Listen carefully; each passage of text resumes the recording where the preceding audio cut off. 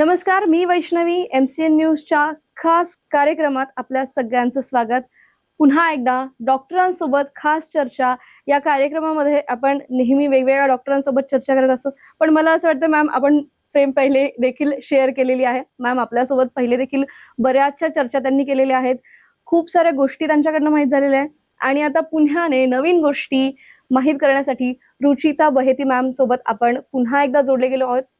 बऱ्याचशे प्रश्न असतात, तुम्ही देखील आम्हाला कमेंट बॉक्समध्ये प्रश्न विचारू शकतात. आम्ही तिथपर्यंत पोहोचण्याचं, ते जाणून घेण्याचं आणि डॉक्टरांसोबत चर्चा करून ते पुन्हा एकदा विश्लेषणात्मक रूपामध्ये घेऊन तुमच्यापर्यंत पोहोचण्याचा नक्कीच प्रयत्न करणार आहोत. तर आजच्या या सेशनला आपण सुरुवात करूयात असं मी म्हणू शकते. मॅम रचिता मॅडम आपल्यासोबत आहेत, आपण त्यांच्याकडनं जाणून घेणार आहोत. सबसे पहले मैम आपसे मैं ये पूछना चाहती हूँ कि हेड एंड नेक सर्जन असल में होता क्या है? मतलब मैं तो फिलहाल कंफ्यूज हूँ, आप से आंसर चाहती हूँ. सो हेड एंड नेक सर्जन वो होते हैं जो फेस और गले के सारे प्रॉब्लम्स सॉल्व करते हैं. Okay. अब फेस और गले में प्रॉब्लम्स क्या हो सकते हैं? Small tumours, big tumours, thyroid, नाक के पीछे के हिस्से में तकलीफ, साइनस के प्रॉब्लम्स, दांत और उसके आसपास के मसूड़ों में कोई प्रॉब्लम, दांत के ऊपर की हड्डी में कोई problem, and the most important हिस्सा जो head and neck surgeon deal करते हैं वो है माउथ कैंसर्स, मुंह के cancers. Okay. So I tell you Vaishnavi, the funny thing is कि कुछ लोग ये समझते हैं कि हेड मतलब ब्रेन भी. एक्चुअली मैं भी समझ रही थी. But head and neck surgeons are surgeons जो मुंह और गले के प्रॉब्लम सॉल्व करते हैं. Neuro surgeons are brain surgeons. तो ये दो डिफरेंट स्पेशलिटीज है. Okay. I don't deal with brain problems. Okay. We have neuro surgeons, हमारे पास उसके लिए न्यूरो सर्जन्स है, ब्रेन ट्यूमर्स, ब्रेन प्रॉब्लम्स के लिए, लाइक दैट. या तो मतलब आप माउथ कैंसर को भी ट्रीट करते हो? ही. Okay. So I'll tell you एक short brief about this. Head and neck surgeons जो mouth cancer surgeons होते हैं, जैसे मैं हूँ, हम सिर्फ कैंसर्स में डील करते हैं. ओके. एंड मैं सिर्फ एक ऑर्गन का कैंसर ट्रीट कर रही हूँ. दैट इज वाई मुझे ऑर्गन स्पेसिफिक कैंसर सर्जन का लेबल है. Okay. Organ is mouth, specific मतलब एक, कैंसर सर्जन. ओके. सो मैं लिवर, लंग, किडनी के कैंसर्स डील नहीं करती हूँ. वन ऑर्गन, एक specialist. So I am a organ specific cancer surgeon. Actually हमें भी बहुत अच्छा लगा ये सुन के कि बहुत सारी चीजें होती है ना जो डॉक्टर ने, मतलब पहले भी कई सारे इंटरव्यूज हो चुके हैं. करेक्ट. उनमें भी मैंने यही कहा था कि मेरा ये दुख रहा है या ये मुझे प्रॉब्लम है, मुझे डॉक्टर के पास जाना है, बस इतना ही होता है. डॉक्टर्स में भी कितनी स्पेशलिस्टी होती है, कितनी वैरायटीज होती है, ये बहुत से लोगों को अभी पता नहीं है. मतलब कैंसर के लिए ऑन्कोलॉजिस्ट के पास जाना है, गायनेकोलॉजिस्ट के पास कब जाना है, करेक्ट. आपको दांत की अगर प्रॉब्लम हो तो डेंटल के पास कब जाना है. ये सब बहुत अलग अलग चीजें होती है. तो मैं आपसे और एक क्वेश्चन ये पूछना चाहती हूँ कि अभी माउथ कैंसर का मंथ चल रहा है, क्या बोल सकते हैं हम इसे? हम इसे बोलते हैं head and neck cancer awareness month. Okay. इसका मतलब ये जो है कब से स्टार्ट हुआ है? April 1st इसका मोटिव है और इसके अंदर क्या क्या आता है? Correct. So head and neck cancer awareness month हर अप्रैल मनाया जाता है. ओके. पूरा अप्रैल? पूरा अप्रैल, 1st से 31st तक, राइट, लाइक दैट. अब ये वाला head and neck cancer awareness month मेरे लिए काफी स्पेशल है. एंड हर महीने एज कैंसर सर्जन्स हम लोग हमारी रिस्पॉन्सिबिलिटी को एक लेवल ऊपर लेके जाके अवेयरनेस तो बढ़ाते ही हैं लोगों में. इसके अलावा हम लोग एक स्टेप आगे जाके अपनी सामाजिक रिस्पॉन्सिबिलिटीज पे ज्यादा ध्यान देते हैं. हम पूरे साल करते हैं ये, बट उस महीने को थोड़ा स्पेशल बनाते हैं. सो दिस मंथ मैंने मेडिकवर हॉस्पिटल्स के साथ निकोटीन फ्रीडम क्लिनिक लॉन्च किया है. What is nicotine freedom clinic? Nicotine एक केमिकल है जो तंबाकू, गुटखा, बीड़ी, सिगरेट में से निकलता है. हाँ. उसमें से निकलता है. ओके. जब आप उसका सेवन कर रहे हैं, अगर कोई पेशेंट है, अगर वो उसका सेवन कर रहा है, तो उसमें से वो निकोटीन केमिकल निकलेगा तुरंत.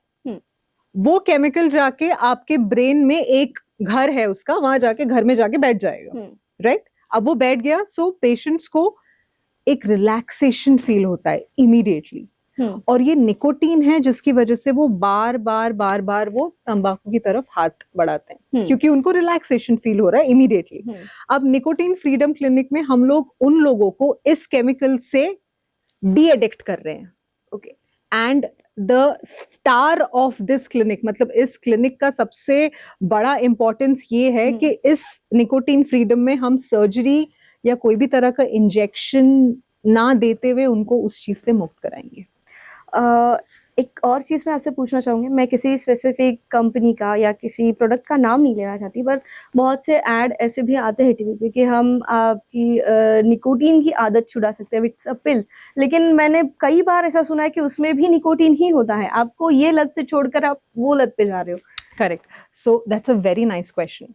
अब आप जो ये पिल्स या गम्स की बात कर रहे हैं, ये बहुत सारे ब्रांड्स आजकल बनाते हैं, लेट्स नॉट टेक नेम्स, मगर इन गम्स में आप च्युइंगम का एग्जांपल ले लीजिए, उसमें भी निकोटीन ही होता है, मगर उसमें तंबाकू से निकलने वाले कार्सिनोजेंस नहीं होते हैं। कार्सिनोजेंस मतलब कैंसर कॉजिंग केमिकल्स। वो निकोटीन का गम पेशेंट खा के रिलैक्स हो जाएंगे, एट द सेम टाइम उनको कार्सिनोजेंस का एक्सपोजर नहीं मिलेगा। सो ये एक छोटा पार्ट है थेरेपी का, जो मैं थेरेपी अब पेशेंट्स को निकोटीन फ्रीडम क्लिनिक के माध्यम से देना चाहूंगी, ये उसका एक छोटा हिस्सा है। इसके अलावा एक साइंटिफिकली प्रूवन प्रॉपर ट्रीटमेंट है जिससे हम पेशेंट्स को डी एडिक्ट कर पाएंगे। ये एक उसका 10% हिस्सा है। But unfortunately Instagram, social media या मार्केट पे ये ऐसे मार्केट किया गया है कि ये एकमात्र सोल्यूशन है, ये गम खाइए ठीक हो जाएगा। It's not like that. वो गम Amazon पे मिल रहा है या बाकी सोशल मीडिया प्लेटफॉर्म्स पे मिल रहा है या ये ई कॉमर्स वेबसाइट्स पे मिल रहा है। आपको लगता है कि आप आपके एडिक्शन को Amazon से दूर कर पाएंगे? Of course not, come on, right. But ये थॉट लोग नहीं डालेंगे। एंड आपके हेल्थ के लिए आप Amazon को ट्रस्ट करेंगे या एक स्पेशलिस्ट डॉक्टर को ट्रस्ट करेंगे? Of course yes. मतलब मुझे भी आज तक यही लगता था कि यही एक सिंगल वे होगा। मैं एक्चुअली मेरे घर का एक एग्जांपल बताती हूँ। मेरे रिश्तेदार है कुछ, मैं नाम नहीं लेना चाहूँगी, तो उनको बहुत एडिक्टेड थे वो, ड्रिंक्स हो, टोबैको हो, गुटखा हो, पान मसाला हो, इन सब चीज़ों से। लेकिन इसी वजह से उनकी तबीयत में बहुत खराब आ गई। So I think white blood cells may be increase at that time. उन्होंने एट द टाइम पूरा एक साथ छोड़ा है। बस उनका एक हो गया कि वो थोड़े से चिड़चिड़े हो गए। It is a side effect, I think so. It is a withdrawal symptom. हाँ एक्चुअली। तो हम वो भी कर सकते हैं, लेकिन बहुत से लोगों में वो करने की जो ऊर्जा होती है वो नहीं होती है। आपने ये जो अभी लॉन्च किया है, मेरे हिसाब से ये बहुत अच्छी टेक्निक है, आपको रिस्पॉन्स में बहुत अच्छा आएगा। लेकिन इसमें आप और क्या कर रहे हो?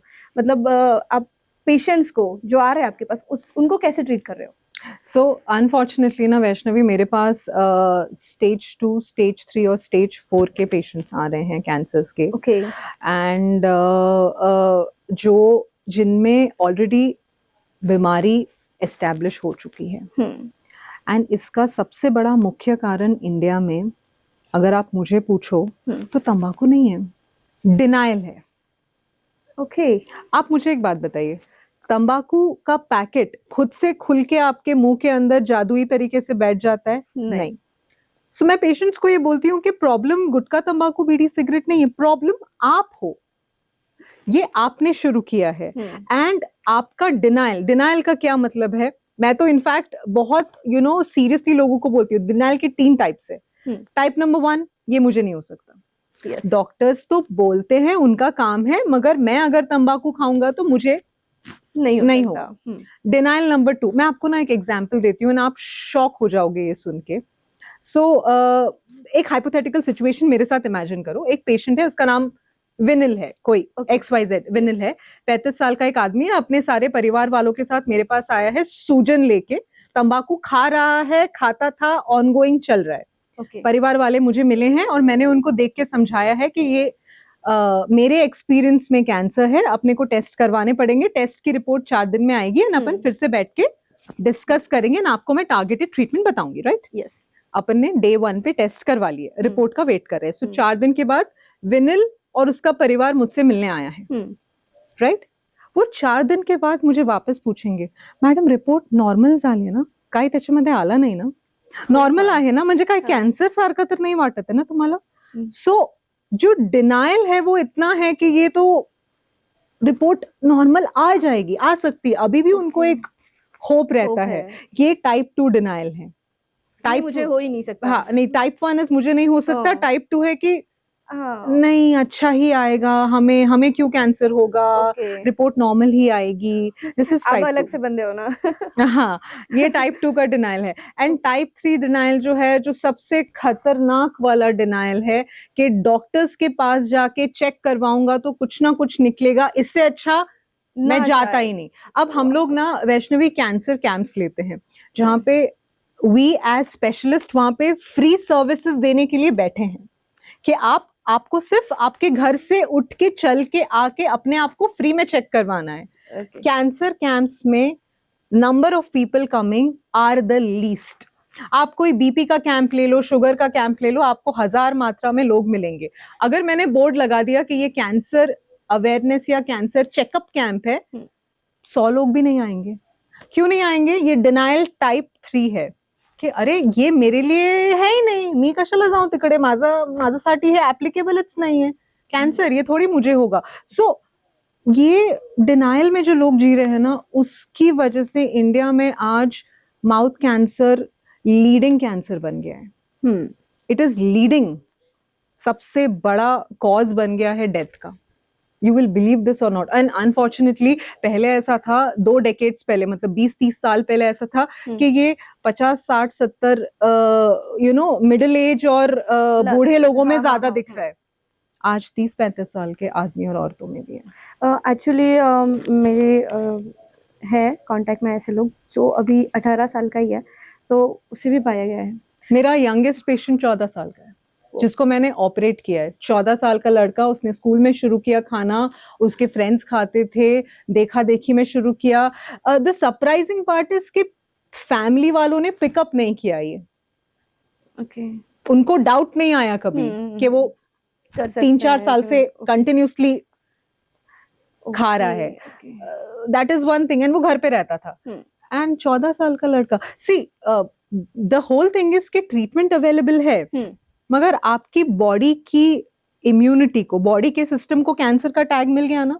Yes, of course. एंड आपके सिस्टम को उसने टच तो किया, तो सिस्टम में चेंजेस तो होंगे ही. आज हमारे पास रोबोटिक टेक्नोलॉजी है.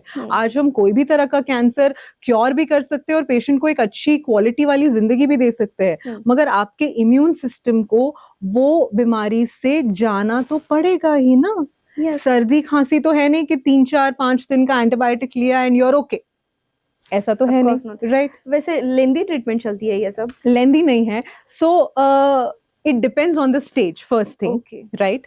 इसमें लेंदी से ज्यादा जो वर्ड हम यूज करेंगे वो है मल्टी मोडालिटी. मतलब हम 3 मोडालिटीज का यूज करेंगे. मोडालिटी मतलब माध्यम.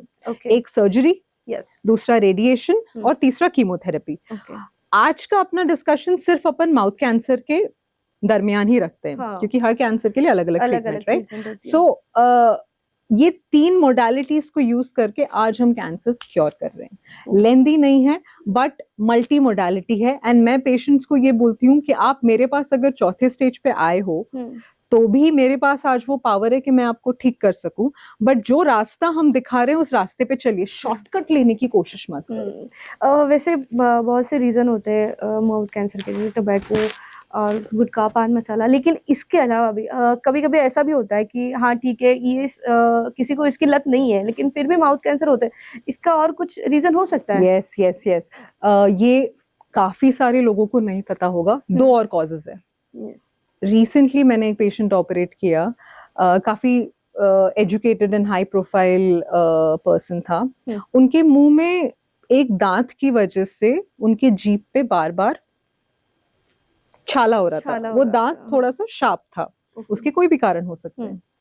तो उसका बार बार जाके उस जीभ को टच करना, बार बार वहां पे जख्म बनता था, जख्म ठीक होता था, जख्म बनता था, जख्म ठीक होता था. ठीक कैसे होता था? आपका बॉडी जख्म ठीक कर देता है. तो ये बार बार जब एक लोकेशन पे होता है तो उसकी वजह से भी कभी कभी कैंसर डेवलप होते हैं. तो दिस इज वन कॉज जो लोगों को नहीं पता है, ट्रॉमा. ओके। ये कभी कभी आपको पता होगा वो ब्रेसेस पहनते हैं दांत की अलाइनमेंट ठीक करने के लिए, वायर लगाते हैं, यस यस। वायर्स, हाँ वो वायर्स भी कभी कभी अगर जाके जीभ पे या गाल पे बार बार ठोच रही है हाँ। तो वो जगह पे, हमेशा नहीं बट कभी कभी एक रेयर सिचुएशन में वहां पे कोई अल्सर या कैंसर बन सकता है, मगर ये बहुत रेयर कॉज है। हम्म। एंड एक और कॉज जो लोगों को ज्यादा नहीं पता है, वो कभी कभी जेनेटिकली आपके बॉडी में कुछ चेंजेस होते हैं जिसकी वजह से डेवलप हो सकता है। माउथ कैंसर का जेनेटिक डेवलपमेंट का परसेंटेज 5% है, 95% वो आपकी लाइफस्टाइल की वजह से है। Lifestyle meaning addictions. Yes. Addictions is lifestyle. मतलब पान मसाला से भी उतना ही रिस्क है Yes, और yes. स्मोकिंग से भी उतना ही रिस्क है। Yes, आपको क्या yes. लगता है इन Yes, दोनों yes. में? I'll tell you this. ये नया एक फैड आया था सोशल मीडिया पे कि e cigarettes, you know that electronic cigarettes जो आते हैं, I don't know about this हाँ, but okay. So electronic cigarettes करके एक सिगरेट्स आते हैं जिससे बाहर धुआं नहीं निकलता है, उसमें बैटरी होती है एंड आपको आपके ब्रेन को निकोटीन की वजह से उतना ही प्लेजर मिलेगा। It's actually new for me also. No, it is a concept which is Okay. Existing, बहुत टाइम से है अवेलेबल। ओके। तो किसी ने सोशल मीडिया पे एक ट्रेंडिंग अकाउंट पे ये बोल दिया था कि इलेक्ट्रॉनिक सिगरेट सेफ है, आप वो पीना शुरू कर दो, आप नॉर्मल सिगरेट्स बंद कर दो। ओके। उतना ही रिस्क है इलेक्ट्रॉनिक सिगरेट से, नॉर्मल सिगरेट से या एक 10 रुपए की बीड़ी से, उतना ही रिस्क है, उसमें उतने ही कार्सिनोजेंस है। तो नथिंग इज सेफ, कोई भी सेफ्टी मार्जिन नहीं है इधर। ये गलत अफवाह है जो फैली जा रही है। और अभी आपने जैसे बोला, एक्चुअली लोग इग्नोर बहुत ज्यादा करते हैं इस बात को, माउथ कैंसर है ये डिटेक्ट होने में वो तो बात की स्टेज है, उसके पहले हम डॉक्टर के पास ही नहीं जाते हैं। आप ये बात समझिए ना, अगर एक पेशेंट को तंबाकू जो खा रहा है उसको सडनली उसका मुंह खुलना बंद हो गया है, उसको जलन हो रही है तीखा खाने पे और थोड़ी सी सूजन दिख रही है, वो क्या करेंगे, खुद से मेडिकल पे जाके दवाइयां खरीद के खा लेंगे या फिर कोई मलम लगा देंगे या फिर बाहर से गर्म पानी का या गर्म थैली का सेक करेंगे। इन सब चीजों से अच्छा आप एक स्पेशलिस्ट डॉक्टर को मिल लीजिए और उनको सिर्फ चेक करने दीजिए आपको, ताकि जो प्रॉब्लम बहुत बड़ी है उसको छोटे में ही हम डायग्नोस करके ट्रीट कर ले। कैंसर का एक गोल्डन रूल है जो मैं मेरे पेशेंट्स को हर कंसल्टेशन में बोलती हूँ, जितना जल्दी पकड़ में आएगा उतना ज्यादा क्योर होगा। सिंपल थिंग, ब्लैंक रूल है ये। अभी जैसे आपने कहा कि डॉक्टर के पास जाना बहुत से लोग डिनाई करते हैं, तो उसका और एक रीजन भी होता है खर्चा। तो मेडिकवर हम मतलब मेडिकवर के हिसाब से आप क्या करते हैं पेशेंट्स लोगों के लिए कि बहुत कम से कम में खर्चे में आप अच्छे से अच्छी ट्रीटमेंट पाए जाए? आज हम कैंसर क्या हर स्पेशलिटी के ट्रीटमेंट्स स्टेट सेंट्रल गवर्नमेंट की स्कीम्स में कर रहे हैं। हमारी गवर्नमेंट इतनी सपोर्टिव है कि मेडिकल सेक्टर में अब ऐसी स्कीम्स आ गई है कि मैं हर कैंसर का ऑपरेशन वो स्कीम में कर रही हूँ, जिससे पेशेंट्स को नो या मिनिमल एक्सपेंस जो भी होता है वो होगा। सो फाइनेंशियली भी मेडिकवर या और बहुत सारे हॉस्पिटल्स महाराष्ट्र में through out the country backed up हैं अभी कि हम हर वर्ग के पेशेंट को ट्रीटमेंट दे सकते हैं। तो फाइनेंशियल हर्डल है ही नहीं, और ये पेशेंट्स को पता है, वो सिर्फ अपने घर से उठ के चल के हॉस्पिटल नहीं जाना चाहते हैं। अब उनको लेके तो भी नहीं आ सकते हम। तो आपको लगता है कहीं तो भी ऐसे अवेयरनेस की कमी है? क्योंकि मैं अभी मेरा एक्चुअली नेक्स्ट क्वेश्चन वही था कि माउथ कैंसर एज अ राजधानी होते जा रहा है, जैसे आपने बोला, तो राजधानी इज अ गुड वर्ड। ये बहुत ज्यादा हिट करता है एक्चुअली। हाँ, and it is very serious, it is very serious and sad. Awareness की कमी और लोगों का डिनायल, दोनों प्रॉब्लम है। पेशेंट लास्ट स्टेज पे आपके पास आते हैं, तो आप मतलब उनसे कैसे डील करते हो?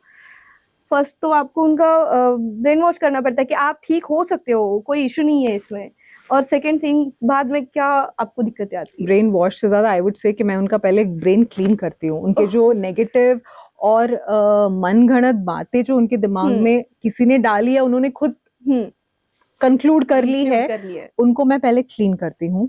एंड उस स्टेज के लिए जो बेस्ट ट्रीटमेंट है उस पेशेंट के लिए हम लोग टारगेट करके प्लान करते हैं और उसको हम लोग आगे गो थ्रू कर देते हैं। And it is usually scientifically based and successful most of the times, अगर पेशेंट हमारी बात ठीक से समझ के आगे बढ़े तो। आप एक female head and neck surgeon हो, आपको क्या कुछ चीजों का सामना करना पड़ता है, मतलब क्या दिक्कतें आती है, आप उनसे कैसे डील करते हो, और कोई एक्सपीरियंस भी होगा जो आप हमारे साथ शेयर कर सकते हाँ, अरे बहुत सारे एक्सपीरियंसेस है। हेड एंड नेक सर्जरी एक, अगर मैं आपको मोटा मोटा बताऊँ तो एक 6 से 8 घंटे लंबी सर्जरी होती है। ओके। कोई भी माउथ कैंसर की सर्जरी जिसमें हम कंट्रोल्ड और सेफली पेशेंट को वो ट्यूमर से तो मुक्त करते हैं वो 6-8 घंटे में, और उसी सर्जरी में मैं प्लास्टिक सर्जरी करके पेशेंट का वो जो ऑर्गन है जिसमें कैंसर आया है, समझो अगर जीभ का कैंसर है तो उस जीभ को मैं नया रिकंस्ट्रक्ट करती हूँ। रिकंस्ट्रक्ट का सिंपल मीनिंग है जैसे आर्किटेक्ट बिल्डिंग बनाते हैं, Yes. वैसे हम लोग ऑर्गन बनाते हैं, राइट। सो 6 से 8 घंटे लंबी सर्जरी में कुछ भी फैंसी या ग्लैमरस नहीं है। इसमें आपकी फिजिकल कैपेसिटी भी 6 से 8 घंटा खड़े होने की होनी चाहिए। ये सिनेरियोज में ना वैष्णवी, अभी तक लोग, इवन द डॉक्टर फ्रेटर्निटी, बाहर के लोगों का तो ठीक है, इवन द डॉक्टर फ्रेटर्निटी अभी तक ना फीमेल्स को इमेजिन नहीं कर पाए कि एज अ फीमेल आप इतना physically challenging, mentally challenging, non glamorous job अभी भी कर पाएंगे क्या आप 8 घंटा खड़े होके ऑपरेट कर पाओगे क्या? सो अभी भी ये बहुत बड़ा ना आई वुड से टैबू है स्टिल। मेट्रोपॉलिटन सिटीज में बड़े बड़े हॉस्पिटल्स में हेड एंड नेक कैंसर का यूनिट फीमेल्स हेड कर रही है, मगर टियर 2 सिटीज में अभी भी वो धीरे धीरे पेनिट्रेट हो रहा है। जब मैंने अपना करियर शुरू किया था 10 साल पहले, तब ये मुझे काफी इफेक्ट करता था कि आप जेंडर के बेसिस पे क्यों डिसाइड कर रहे हो कि कोई अच्छा डॉक्टर है या बुरा डॉक्टर है। डॉक्टर उसके स्किल्स, उसका स्वभाव, उसकी उन्होंने कितनी अच्छी पढ़ाई की है, उससे डिसाइड होता है कि अच्छा है या बुरा है, राइट। बट अभी मैं ऐसे स्टेज पे आ गई हूँ आफ्टर 10-12 इयर्स कि मैं उनको करके दिखाती हूँ, मैं आर्ग्यू नहीं करती। वो मेरा जब काम दिख जाता है पहले के 2 घंटे में, वो डिस्कशन जो उनके डाउट्स दिमाग में आते हैं कि अरे मैडम है, कर पाएंगे नहीं कर पाएंगे, वो सारे डाउट्स साइड में हो जाते हैं। सेकेंड चैलेंज जो मुझे लगता है, एज फीमेल्स हम लोग एम्पैथेटिकल और सेंसिटिव होते हैं, of course, yes, as compare to males, and ये साइंटिफिकली प्रूवन भी है। तो मैं एज अ फीमेल अपनी सेंसिटिविटी को अपनी शक्ति बनाने की कोशिश करती हूँ, और वो मैं अपने प्रैक्टिकल डिसीजंस में बीच में नहीं आने देती हूँ, क्योंकि मुझे रोज एक परिवार के लिए एक बड़ा डिसीजन लेना है कि स्टेज 2 है, स्टेज 4 है, ये ट्रीटमेंट है, ये इतना अच्छा है, ये इतना बुरा है, तो मैं उनको एक लाइफ चेंजिंग ट्रीटमेंट बता रही हूँ रोज, एवरी डे, क्योंकि मैं सिर्फ कैंसर्स देखती हूँ, मैं नॉर्मल पेशेंट्स नहीं देख रही हूँ, मीनिंग नॉर्मल ट्यूमर्स नहीं देख रही हूँ, राइट। तो मैंने अपनी सेंसिटिविटी को अपनी शक्ति बना ली है। कैसे किया है मैंने उसको पेशेंट के पर्सपेक्टिव से मैं सोचने लगती हूँ कि अगर मैं आपकी जगह होती तो मैं क्या सोच रही होती, तो वो मुझसे ज्यादा कनेक्ट कर पाते हैं। And I tell you this, जितना पेशेंट कैंसर डॉक्टर से कनेक्ट होंगे ना, उतना उनका ट्रीटमेंट स्मूथली होता है, सक्सेसफुली होता है, वो लोग बहुत कंफर्टेबल हो जाएंगे आपके साथ। ये बहुत जरूरी है, it is very very important. And मेरे पेशेंट्स काफी खुश है मुझसे, if you see it like that. मतलब ये वही बात आ गई घूम फिर के, फिर हम सावित्री बाई ने एजुकेशन क्यों स्टार्ट किया, ये ऐसे, मतलब हाँ, वो अगर चर्चा करने का विषय है वो बहुत अलग है, लेकिन फिर से मैं अपने मुद्दे पर आती हूँ। आपने जैसे अभी हमें बोला, या फिर बैक कैमरा भी हमारी जो चर्चा हुई है कि आपने मेडिकवर हॉस्पिटल में निकोटीन फ्री क्लिनिक जो डाला है, हम उसके बारे में आपसे ही कुछ और ज्यादा जानना चाहेंगे। सो अभी हमारा प्री लॉन्च इवेंट चल रहा है, अभी हमने उसको बेस लेवल पे स्टार्ट किया है। ये एक लाइफ लॉन्ग या ईयर लॉन्ग क्लिनिक रहेगा, हमेशा ही रहेगा। बस अप्रैल में लॉन्च किया क्योंकि April head and neck cancer awareness month है, तो ये एक स्पेशल महीना है, तो हमें एक मौका मिल गया लॉन्च करने का। तो मैं इस चीज को ज्यादा से ज्यादा लोगों तक पहुंच के उनको स्टेज 0 लेवल पे या निकोटीन से डी एडिक्ट करने वाले प्राइमरी लेवल पे उनको मिलके उनको उस जहर से मुक्त करके उनके बॉडी में मेन कैंसर डेवलप होने ही नहीं दूंगी। सो इससे काफी पेशेंट्स मेन कैंसर डेवलपमेंट से रुक जाएंगे।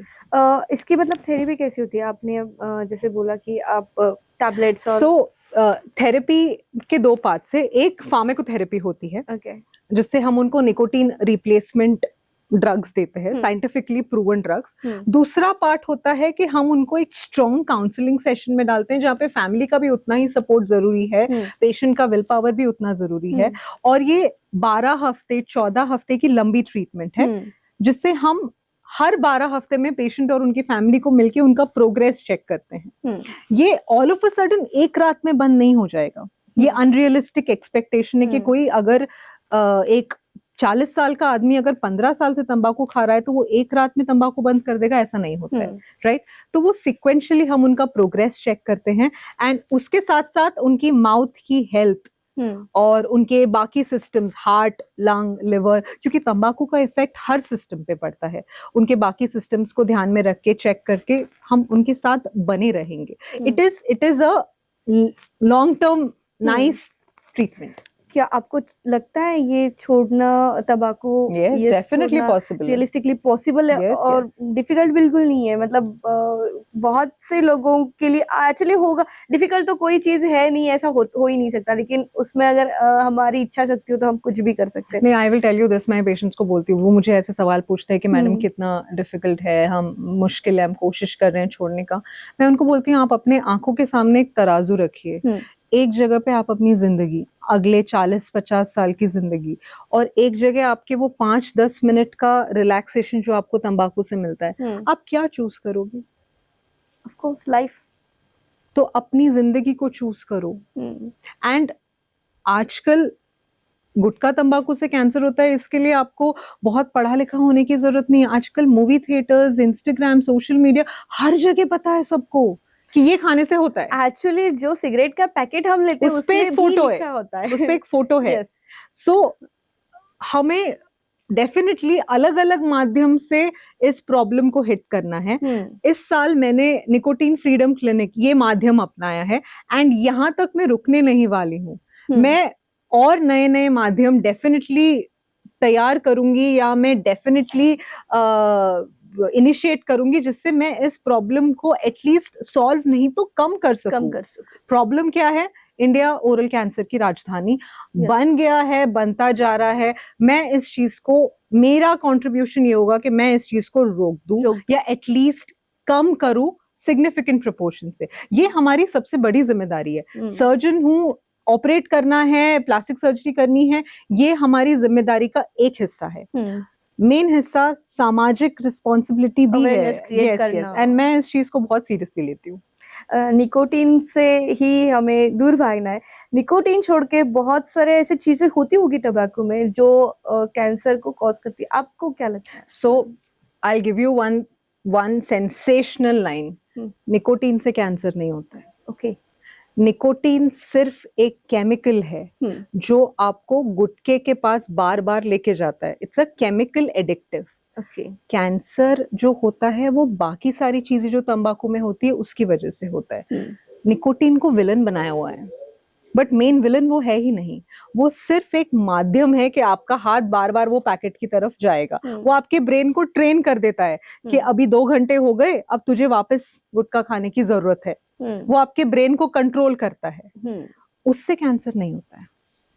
डेफिनेटली वो आपकी बॉडी को इफेक्ट करेगा, नेगेटिव इफेक्ट होते हैं उसके सिस्टम्स पे, but that is not the main villain. Main villain कुछ और है, जो एक कॉकटेल है तंबाकू के अंदर। वो कॉकटेल से कैंसर होता है, और उस कॉकटेल को हम लोग कार्सिनोजेन बोलते हैं। कैंसर कॉजिंग केमिकल, कैंसर का केमिकल, वो प्रॉब्लम है। निकोटीन सिर्फ एक माध्यम है, और हर जगह इसको विलन बनाया हुआ है। बट अगर मैंने ये विलन को रोक दिया तो वो पेशेंट बार बार उस चीज को खरीदने के लिए जाएगा ही नहीं ना। That is the thing. मैं वो रूट कॉज को, मैं वो जड़ को ही हटा दे रही हूँ, या जड़ को हटाने की कोशिश कर रही हूँ। राइट? अभी मतलब मैं ये चीजें सोचती हूँ वैष्णवी, कि आज हम लोग चांद पे जाके आए हैं। आज हम लोग इतना डेवलप हो चुका है मेडिकल साइंस इंडिया में कि हम लोग रोबोटिक टेक्नोलॉजी यूज करके सर्जरीज कर रहे हैं। अभी फ्यूचर में ऐसे भी होगा कि डॉक्टर्स 200 किलोमीटर दूर बैठ के रोबोट से एक पेशेंट को 200 किलोमीटर दूर पे ऑपरेट कर पाएंगे। बट फिर भी वो 10 रुपए का गुटखा का पैकेट आज भी जीत रहा है हमसे। ऑफ कोर्स एक छोटा पैकेट 10 रुपए का आता है, बड़ा पैकेट शायद 30 रुपए का होता है। आई डोंट नो, मैं कभी खरीदने गई नहीं हूँ, बट ये मेरा मार्केट अनुभव है।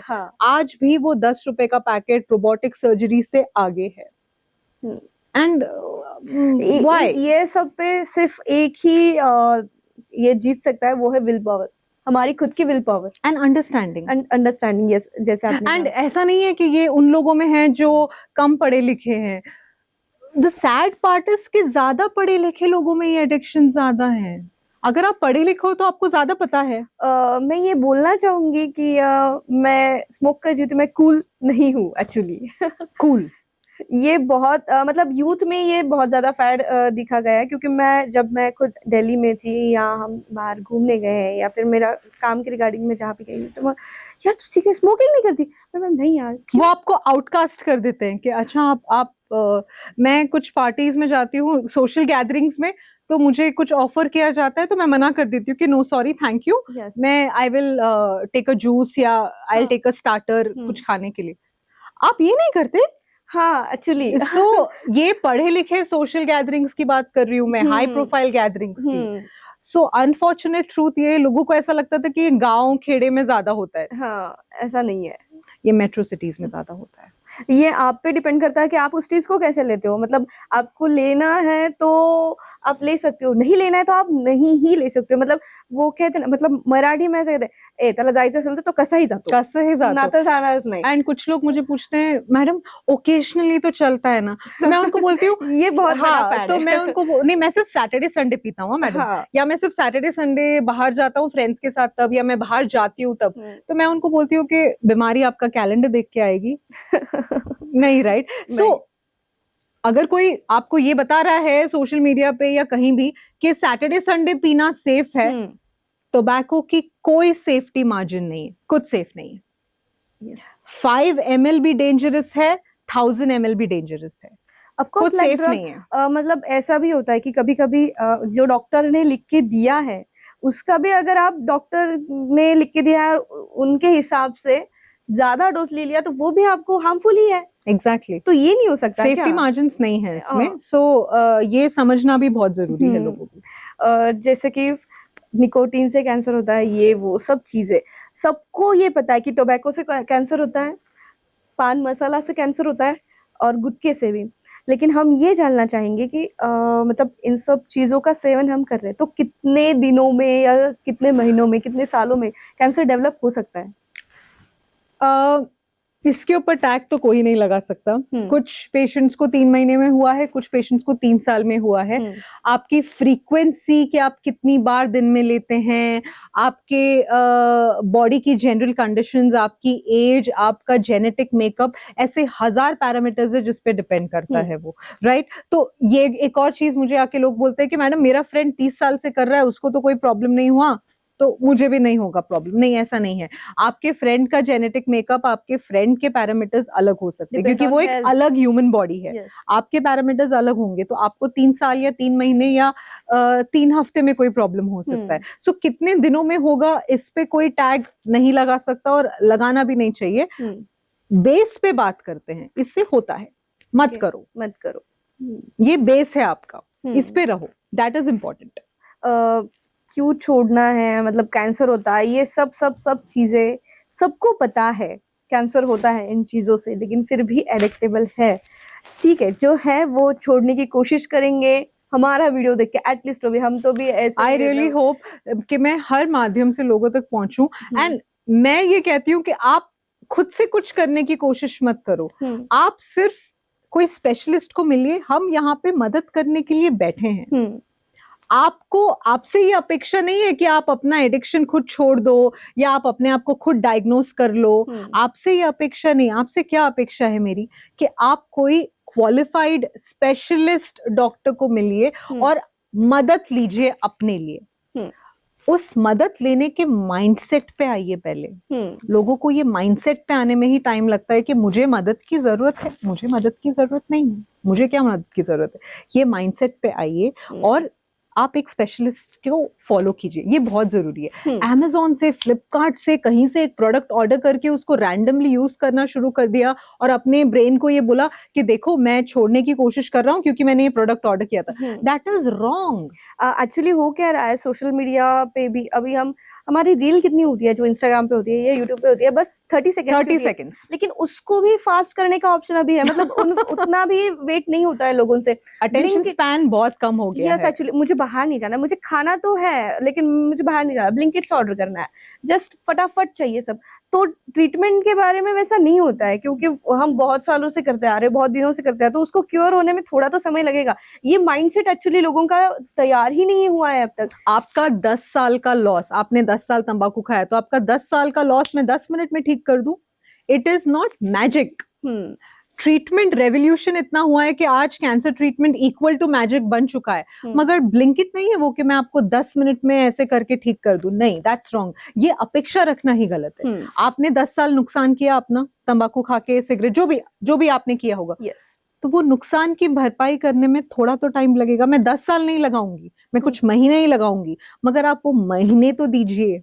तो वो माइंडसेट लोगों का, मतलब जिन लोगों से मैं टच में आ रही हूँ, मैं वो चेंज करने की 100% कोशिश कर रही हूँ। बट क्या है ना वैष्णवी, वो एक समुंदर है, एक ओशन है, और मेरे जैसे काफी सारे और डॉक्टर्स हैं ऑन्कोलॉजी में जो इस ओशन में तैर के ये सारे प्रॉब्लम्स को सॉल्व करने की कोशिश कर रहे हैं। But population, number of people consuming tobacco, alcohol, इन सब का प्रोपोर्शन बहुत ज्यादा है। But I am hoping positively कि हम एक दिन ये लीडिंग कॉज जो अभी इंडिया में है ओरल कैंसर, उसका प्रमाण हम एटलीस्ट कुछ परसेंटेज से कम कर लें। I am really hoping. आप यूथ को क्या बोलना चाहोगी? आई रियली वॉन्ट टू से दिस कि आई रिस्पेक्ट यू, मतलब जेन जी, अल्फा, जेन बीटा, जो भी जनरेशंस है, आई रिस्पेक्ट देम। उनका अप्रोच लाइफ का उनके टाइम के हिसाब से ठीक है। बट मैं ये बोलना चाहूंगी कि अगर आप कोई भी चीज को अपने लिए चूज करते हैं, मेक श्योर कि वो साइंटिफिकली प्रूवन है, मेक श्योर कि आप कोई क्वालिफाइड स्पेशलिस्ट या एक क्वालिफाइड पर्सन के पास जाके ही उस चीज का सोल्यूशन मांग रहे। अगर आपका आईपैड खराब हो गया तो आप एप्पल स्टोर जाते हैं, आप कोई लोकल मैकेनिक के पास जाके आपका आईपैड ठीक करवाएंगे। आईपैड 1.5 1.2 लाख का आता है जो रिसेंट वन है। Same thing for your body. आपकी बॉडी अनमोल है, उस पे कोई बोल नहीं है, राइट? कोई मोल नहीं है। या सो आप उस अनमोल शरीर के लिए क्यों कोई अनक्वालिफाइड लोकल ओपिनियंस लेते हैं? बहुत लोग यही कर रहे हैं आजकल। आप जैसे एप्पल स्टोर जाते हैं वैसे क्वालिफाइड पर्सन के पास जाइए, साइंटिफिकली प्रूवन चीजें करिए और एक हेल्दी लाइफस्टाइल मेंटेन कीजिए। Very very important. कोशिश कीजिए कि आप अपनी लाइफ में थोड़ा सा एक्सरसाइज इंक्लूड करें। बट वो तो आजकल के जनरेशंस काफी एक्टिव हैं, वर्कआउट, एक्सरसाइज, वॉकिंग, 10,000 स्टेप्स करने, हमें फिटबिट पहना है, so that is a very good thing. Exercise include करें, स्ट्रेस फ्री रहें, नेगेटिविटी से थोड़ा सा दूर रहिए। इट्स ओके एंड बाकी तो हम बैठे हैं इधर, we will take care of it. बहुत अच्छा लगा आपसे पूरी चर्चा। It was really a nice conversation, heart to heart conversation था। बहुत सी चीजें हमें सामने वालों को बताना चाहिए, बताने के लिए आप यहाँ पे बैठे हैं, सुनने के लिए दर्शक भी है। ऐसे ही बहुत सारी बातें हम हर हफ्ते करते हैं, खास चर्चा डॉक्टरांसोबत या कार्यक्रमाअंतर्गत। आता आम्ही खूप साऱ्या चर्चा केल्या आहेत। यामध्ये तुम्हाला कुठलाही प्रश्न असेल तर प्लीज तुम्ही कमेंट बॉक्समध्ये सांगू शकता, आम्हाला विचारू शकता आणि त्या प्रश्नांची उत्तरं घेऊन आम्ही नक्कीच यांच्यासोबत चर्चा करून किंवा पुन्हा असंच खास सत्र अरेंज करून तुमच्या प्रश्नांची उत्तरं नक्कीच घेऊन येऊ। आणि तोपर्यंत पाहत राहा एमसीएन न्यूज। विशेष म्हणजे मॅम खूप थँक्यू, तुम्ही आमच्यासोबत आलात आणि खूप छान आपलं कन्व्हर्सेशन पण झालं आणि खूप असे नवीन नवीन गोष्टी होतात जे आपल्या युथला किंवा आपल्या प्रेक्षकांना कळाल्या। येस, थँक्यू पुन्हा एकदा। थँक्यू.